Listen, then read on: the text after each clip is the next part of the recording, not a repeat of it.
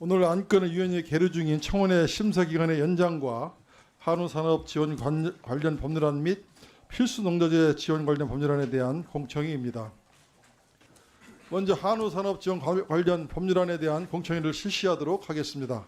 먼저 오늘 회의에 참석해 주신 진술인 분들을 소개해 드리겠습니다. 오늘날 현대사회의 특성상 수많은 법령들이 필요한 것은 당연하다고 볼 것입니다.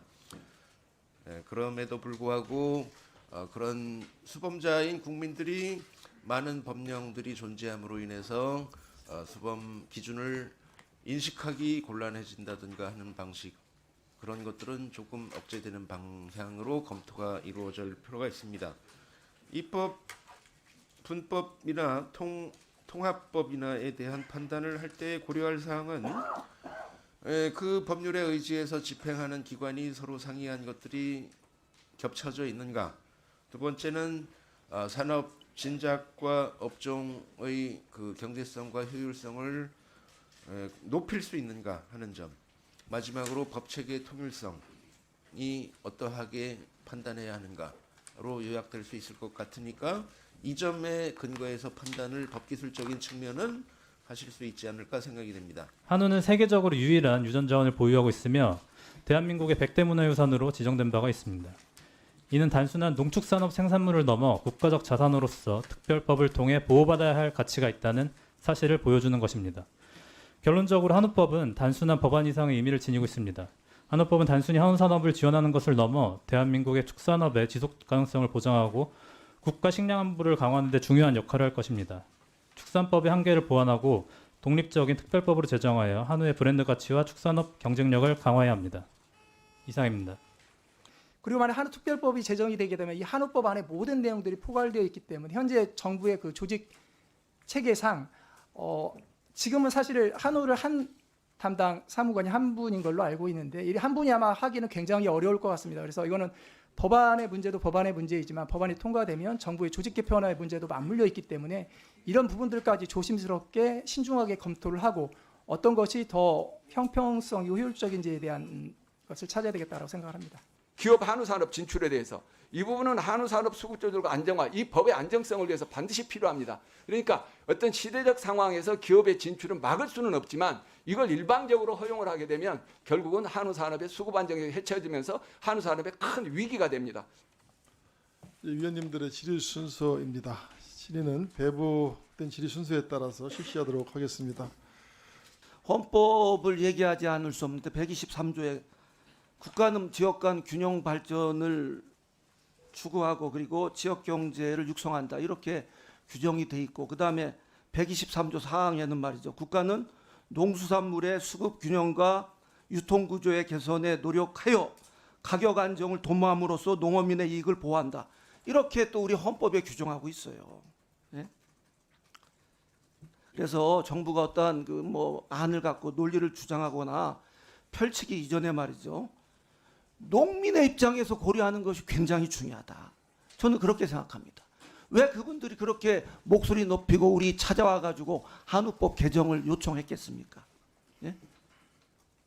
이석현 변호사님, 네. 진수리님, 그 한우를 1년에 몇 번 드시죠? 저는 한 일주일에 한 번씩 먹습니다. 네. 그 와하는 소리 들리시지요? 우리 정성현, 네. 원장님이십니까? 예. 예. 한우를 1년에 몇 번 드세요? 거의 매일 먹습니다. 매일. 그 대신 한우 사태를 가다가 먹습니다. 그 국민들께서 굉장히 분노하실 겁니다. 의원님, 제가 지금 말씀드리는 거는 지금 비싼 등심이나 안심이나가 네. 아니라 네. 가장 국민들 소비가 안 되고 있는 한우 사태가 지금 3,000원입니다. 100g에. 아, 그렇죠. 예, 싼 거 그거를 드신다는 거죠? 예, 그걸 탕을 끓여 가지고 매일 네, 수프로 네. 한 그러니까 그릇씩 먹습니다. 제 예. 이야기는 한우가 많이 생산되는데 서민들은 한우를 먹을 수 없다. 예? 이런 구조적인 모순에 지금 대한민국이 빠져 있어요. 예? 이 구조가 계속해서 이어지다 보니까 예? 문제가 발생하는 거예요. 다음 PPT 한번 보시겠습니다. 반면에 한우 같은 경우에는요, 약 20%의 마진을 가져간다. 그래서 이게 이 우리나라 한우 가격은 유통 마진에 의한 고질적인 병폐이고 문제이지 한우 산업 자체의 문제가 아니다는 거지요. 그래서 유통 마진을 가지고 일종의 고리 대금업자거든요.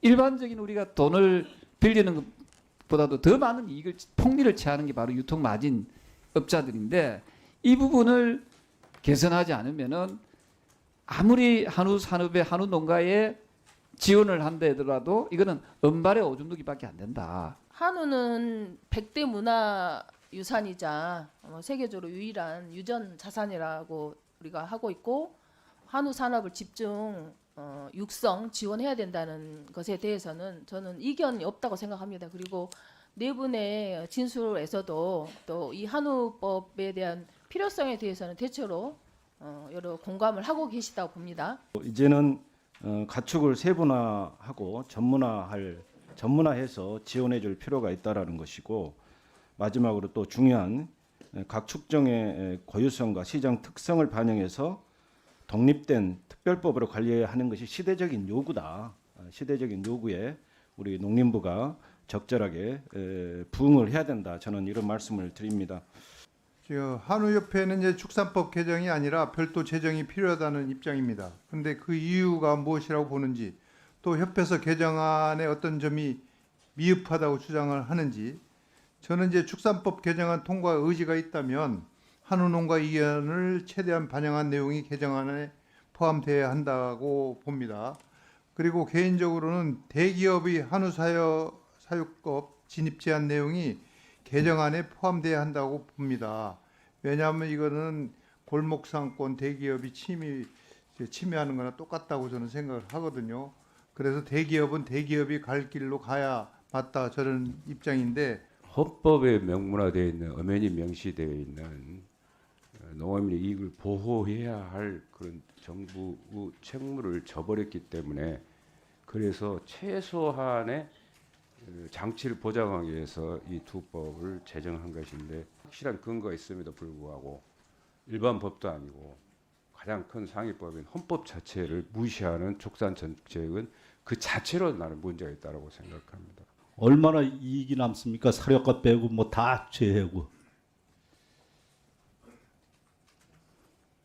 투뿔이 제일 좋은 소고기 아니에요? 예, 맞습니다. 한 150만 원 정도 남죠.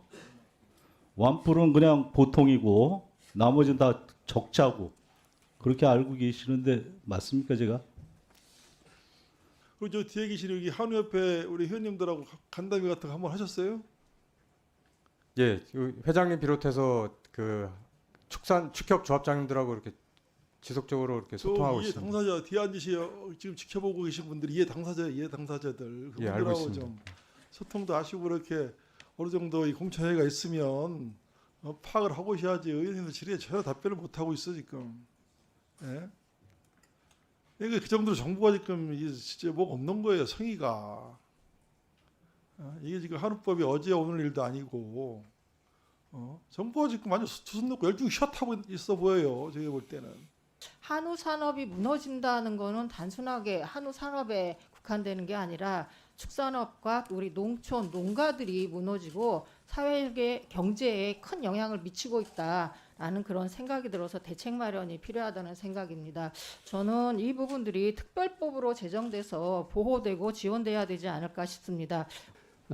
이제 생산 주기가 길고 또 예측이 가능한데도 불구하고 그 생산 부분이 자율적으로 조정이 안 되기 때문에 생산 가능이 왔다라고 그렇게 정의하면 되나요? 그렇죠. 그런 부분들이 이해관계가 상당히 다른 부분이 그러면 이 부분을 법률로서 강제할 수가 있습니까? 굉장히 중요한 지적을 하셨다고 생각을 하는데요. 사실은 지금의 법 체계에서 그리고 시장경제 체제에서는 그게 한우법이든 축산법이든 강제할 수 있는 거는 없다라고 생각을 합니다. 그걸 법률에 담지 않고서는. 프랑스, 아일랜드 그 위생 수입 조건, 수입 위생 조건, 수입 위생 조건 이걸 허용하면서 한우의 뭐 FTA나 여러 가지 여건 때문에 한우가 꽤 부정적으로 영향을 받고 있고 그걸 대체적으로 이제 극복해 내려면 한우 업계에 대한 지원이 필요하고 예. 또 한우 업계에서 요구하고 있는 내용을 최대한 좀 수용해 줄 필요가 있겠다. 이 점에 대해서는 정부가 동의를 했었어요. 예. 거의 법에 담아야 될 내용에 대해서 크게 이견이 없다. 그 중복되지 않는 범위에서 질문을 좀 드리고 싶은데요. 전상권 교수님, 한우에 대한 정의부터 좀 정리를 좀 해야 될 것 같습니다. 지금 그 여러 의원님들 법안을 보면 고유의 유전 특성, 순수 혈통, 외래종과 구분되는 이라는 용어로 개념을 정리하고 있는데요. 송옥주 의원님 안에 보면은 거기에다 플러스해서 한우 어미소에서 태어난 소로 규정하고 있습니다. 지금 농림부에서는 이게 빠져 있어요. 한우 어미소에서 태어난 소라는 규정이 빠져 있습니다. 다시 말하면 최근에 늘어나고 있는 상황이 어떤 거냐면 수정란이 젖소한테 이식이 되어서 생산되는 송아지 비율이 늘어나고 있는 상황인데, 그렇다면 이런 상황에서 이 법을 만들 때 한우에 대한 규정을 어떻게 하는 것이 맞는가라는 의견을 좀 들어보고 싶습니다. 수정란이라 하더라도 한우 어미소에서 생산되는 송아지가 한우다라고 보는 것이 맞느냐라는 것이 먼저 개념이 정리가 되어야 이 법의 출발이 시작될 수 있다라는 생각이 드는데, 예. 전문가 입장에서 견해를 주신다면 어떤 견해가 맞는지를 질문드리고 싶은 겁니다. 제가 볼 때는 아직 법적으로 그게 정의가 되어 있지 않습니다만 방금 말씀하신 것처럼 그런 부분들에 대해서 명쾌하게 정의를 내리고, 중요한 거는 그러한 정의가 소비자들에게 정확하게 전달되는 게 저는 중요하다고 생각을 합니다. 개인 의견을 수정란을 젖소에 이식해서 나오는 애는 한우와는 조금 다른 그러한 개념의 범주로 정확하게. 근데 중요한 건 뭐냐면 그러한 정보를 결국 소비하는 그러니까 그 소비 주체는 국민들이기 때문에 국민들에게 그러한 정확한 정보를 전달하는 게 중요하다. 예, 알겠습니다. 한우협회 회장님 오셨는데 기업농하고 한우 농가를 구분하는 특별한 기준이 있다고 보십니까? 기업농가 한우 농가를 구분하는 기준이 있습니까? 지금은 없습니다. 없습니까? 그 네. 의견을 주신다면 어떤 기준이 필요하다고 생각하십니까? 저희들은 가족농은 몇 둘까지 할 것인가? 네. 가족이 생계를 벌어먹을 수 있는 소득이 달아야 될 게 아닙니까? 지금의 50두가 뭐 평균이다. 이게 50두 해가지고 밥을 못 먹고 살아요. 잠깐만요. 그러니까 제가 제가 최저 근로자의 임금과 기준에서 네. 4인 가족이 축산을 하면 가족농으로 봐줘야 된다. 가지가 저희들의 입장입니다. 그 협회. 기준. 예. 예. 저는 사실 이 한우법이 지난번에 거부권 행사된 것에 대해서 상당히 심히 유감을 갖고 있습니다. 왜냐하면 한우법에 담겨져 있는 내용에 대해서 정부가 이견이 없는 내용입니다. 사실 정부도 다 동의하고 이견이 없는 내용인데, 사실 민주당이 적극 추진한 법안에 대한 거부권 행사였다 이렇게 보고 있습니다. 정부가 한우 농가들의 생존과 미래를 준비하기 위해서 수용하기보다는 민주당이 추진한 법안에 대한 거부권 행사였다 이렇게 저는 좀 보고 있습니다. 성승재 진술인, 이 한우법이 위헌이 있습니까? 위헌 사항이 있습니까? 위헌과는 거리가 멉니다. 예, 그렇죠. 위법적인 것도 없죠. 없습니다. 예, 우리 이석현 진술인, 네, 위헌 유법적 사항이 있습니까? 없는 것으로 알고 있습니다. 예, 우리 전상군 진술인, 위헌 유법적 사항이 있습니까? 제 법 전문가는 아닙니다만 없는 것 같습니다. 예, 정승현 진술인, 이게 위헌 유법적인 사항이 있습니까? 예, 없습니다. 예, 없습니다. 입법 기술적으로 보더라도 이건 국회의 권한입니다. 국회가 우리 이 다른 산업 분야와 비교했을 때 이 산업 분야를 어떻게 대하고 키울 것인가에 대한 판단 문제이다라는 말씀 드리겠고, 그래서 위헌 위법적인 것이 없다는 말씀 드리고 국회의 권한이다 이렇게 저는 말씀을 드립니다. 가까이 가서 의료법에서 간호법을 만들었잖아요. 왜 근데 우리 농업은 이렇게 야박하고 문을 좁게 만들고 이렇게 힘들게 하는지 저는 도저히 이해할 수 없다 이렇게 보고 있습니다. 타 산업이라든가 타 품종과의 어떤 균형 문제, 또 지원 문제, 이런 문제들은 사실 정부의 의지고 운영 능력의 문제 아니겠습니까? 우리 그 한우 같은 경우에는 이 시장 개방에 바로 직면해 있지 않습니까? 26년도 미국산, 28년도 호주산. 그리고 앞서 제가 보고서에서 언급한 것처럼 이렇게 된다면 한우 농가가 사실상 엄청난 위기에 직면하는 거고요. 지금 조사를 해보니까 이 관세율이 76. 그러니까 10년 전보다 76.9%가 인하됐어요. 그런데 수입량이 똑같이 76.5%가 증가를 합니다. 미국산, 호주산, 쇠고기 수입 관세가 모두 폐지될 경우에 사실상 우리 한우 농가가 맞아야 직면하게 될 이 위기 상황은 한우 산업 지원 법률을 만들어 가지고 육성에 지금 나서지 않으면 그 지금 만들어야만 한우 산업이 지속 가능하다. 우리 한우협회 회장님과 각 시도 회장님들 다 와 계시는데 저는 한우법 제정에 대해서 저는 긍정적인 입장입니다. 근데 안타까운 것은 지난 21대 국회 마지막에 한우법이 조금 더 여야가 충분히 논의를 했다면 더 좋은 결과를 만들어낼 수 있었습니다. 근데 그 당시에 이 양곡관리법하고 농안법하고 같이 둘둘 말아가지고 표현이 좀 이상한 거예요. 이렇게 다 같이 다루면서 민주당에서 막 밀어붙인 거예요. 한우법 거부권 행사, 제2요구의 행사의 사유가 국회 논의 과정에서 법률안의 문제점을 해소하기 위해서 여러 가지 논의가 있었음에도 불구하고 거대 야당에 의해서 일방 처리되었다. 이 점이 제2요구권 행사의 주된 이유 중에 하나였습니다. 그래서 우리가 이번 22대 국회에는 조금 더 협의를 해서 이렇게 만들어낼 수 있는 방향으로 가야 됩니다. 의석수가 많은 정당은 의석수의 힘으로 밀어붙이고 여당은 정부가 있다고 해서 정부의 힘으로 밀어붙이고 이렇게 해서 피해보는 건 누굽니까? 결국은 우리 국민이고 한우법에 있어서는 우리 한우를 지키기 위해서 자부심을 가지고 또 때로는 생존권을 걸고 이렇게 힘들게 하고 있는 우리 한우를 키우는 데 종사하는 우리 농민들이 피해를 보는 겁니다. 그래서 이번에는 진짜 실질적으로 법이 만들어질 수 있도록 우리 여야가 함께 노력해야 되고 우리 찬성하든 반대하든 우리 진술인 분들의 의견을 충분히 반영할 수 있어야 하고 이 자리에 계시는 한우협회 회장님들의 뜻, 또 한우를 키우고 한우의 발전을 위해서 노력하시는 분들의 염원도 반드시 담아내야 된다고 생각을 합니다. 우리 농림부도 전향적으로 생각을 해야 된다라고 생각을 합니다. 지금 시대가 굉장히 다양화되고 다원화되고 세분화되고 있습니다.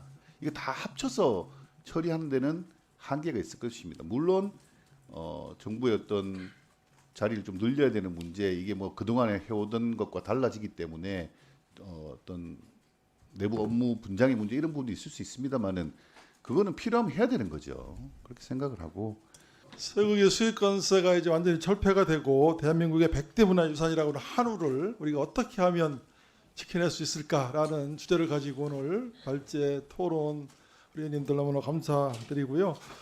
위원장 직권으로 우리 민경천 한우협회 회장님 오셨는데 오늘 그 공청회 본 소감 또 우리 한우 산업 지키기 위해서 어떤 것이 필요한지 현장의 목소리를 간단히 들려주시면 고맙겠습니다. 예, 우리 농해수 위원님들 정말 고맙습니다. 그리고 당연히 의무라고 저는 생각을 했습니다. 의원이 해야 될 입법의 하나지 않느냐. 한우법은 저희들은 그렇게 해서 지금까지 민주당이나 여야 다 저희들이 이야기할 때는 의원님들이 하셔야 될 목적이다고 저는 이야기해서 지금 보면 우리 토지회장님들이 다 계십니다만은 참 어떻게 보면 역사는 긴 것 같습니다. 그러나 이런 순간을 위해서 의원님들이 고생해 줬다는 데서 진심으로 감사드리겠습니다. 고맙습니다.